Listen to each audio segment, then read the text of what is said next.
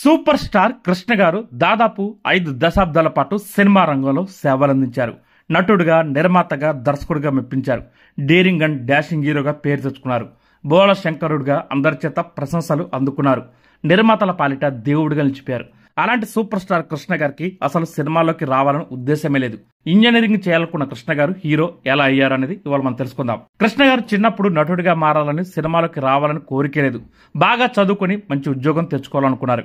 తన పేరెంట్స్ అలాగే ఆయన గైడ్ చేశారు. కృష్ణ గారిని పేరెంట్స్ ఇంజనీరింగ్ చేయాలనుకున్నారు.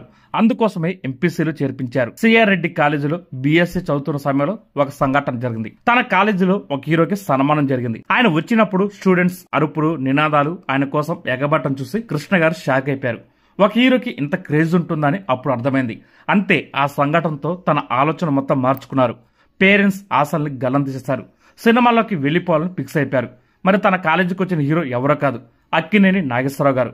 అప్పటికే ఆయన స్టార్ హీరోగా రాణిస్తున్నారు. ఎన్టీఆర్ గారు, నాగేశ్వరరావు గారు తెలుగు హీరోలుగా విజయ పతాకం ఎగరేస్తున్నారు. ఆ టైంలో తన కాలేజీ సంఘటనతో కృష్ణ గారు ఇంకా చదువుకు ఫుల్ స్టాప్ పెట్టి సినిమా ప్రయత్నాలు మొదలు పెట్టారు. ఏకంగా మద్రాసు వెళ్ళిపోయారు.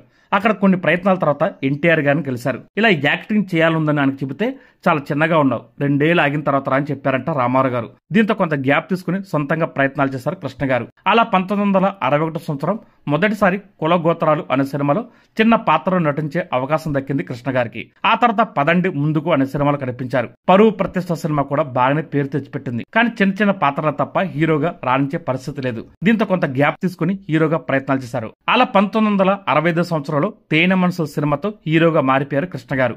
ఆదుర్తి సుబ్బారావు గారు ఈ సినిమాకి దర్శకుడు. ఈ సినిమా మార్చి 31వ తారీఖు విడుదలైంది.